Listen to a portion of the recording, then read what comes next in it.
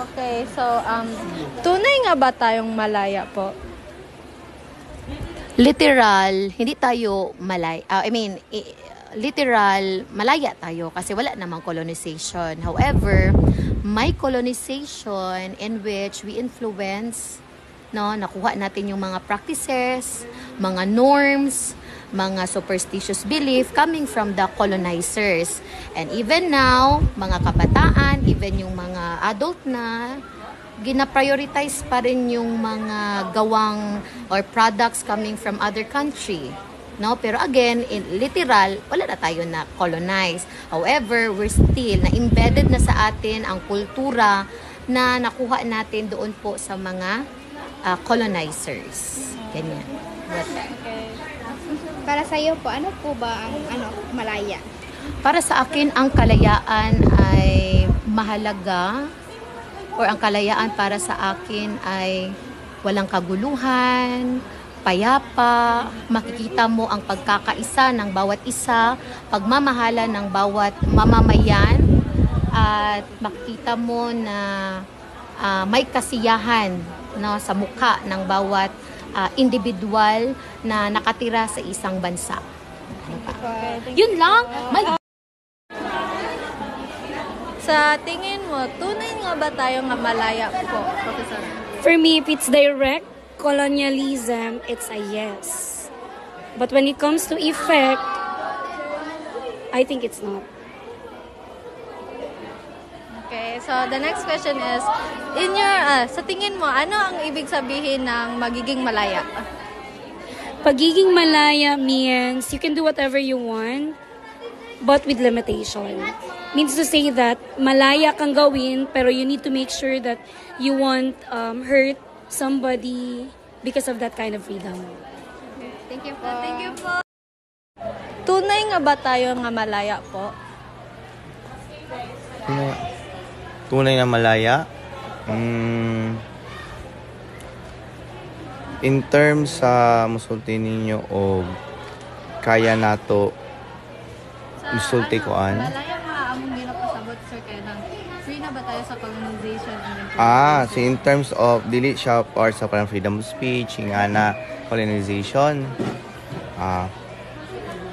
I think we are free in the sense of we have our own law, but in terms of perspective, dili siya because we are bound to follow those who are once colonized us, especially those countries na nag-hold sa ato for many years, masking wala na ta nila ginagunitan as a government per se, but in terms of perspective, kung unsa ang atong gusto maabot, kung sa ato ang gusto madto, unsa kinsa atong gusto sundugon, sila ug sila gyapon at the end of the day.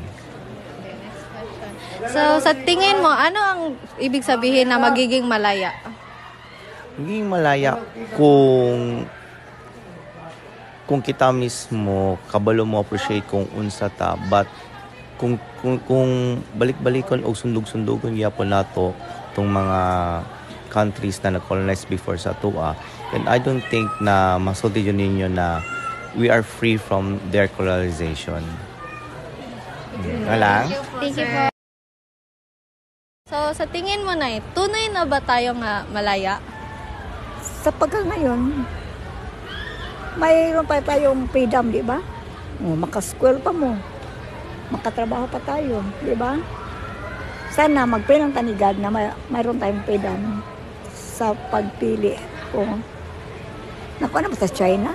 Hindi pa man siguro. Wala pa. Mag-pray nga, mag-peace lang ang buong mundo. Walang gulo. Tapos kayo makapatuloy sa pag-aral. Go sa eskwela para hayahay ang buhay. Hayahay ang buhay? So next question po. Sa tingin mo, ano ang ibig sabihin ng magiging malaya? Malaya? Ang malaya, hindi ka nakulong, di ba? May kalayaan, hindi ka nakulong ng mga kasalanan. Ano yung makulong? Yung may freedom tayo sa pagpili ng tama at saka hindi tama, di ba?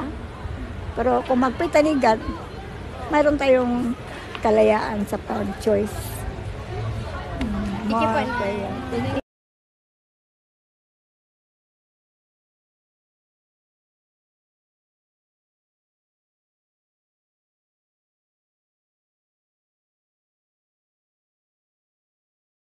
Okay, so dua lang ka questions each. Okay, so first question, tunay nga ba tayong malaya? Sa like parang sa mga mananako. Para sa akin, sabi mo. Para sa akin, oo. Binibisaya.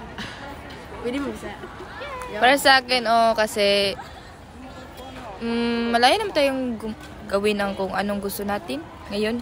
Para sa akin lang. O na po. Same answer. Okay, so second, para sa iyo, ano ang pag-ibig sabihin ng magiging malaya? Pag-ibig? Ay, ibig sabihin din. Wala kang answer. Ang ibig sabihin ng mga malaya ay para sa akin kay yung kaya mo nang gawin yung mga gusto mo at walang mga rules or walang humahadlang Sa mga gawain. Thank you po. Thank you. Konsepto ng kalayaan ay maraming aspeto. Bagamat hindi na direktang sasako ang Pilipinas, maraming naniniwala na natili ang impluensya ng mga nananakop sa kultura, maniniwala at mga kagawian para sa iba.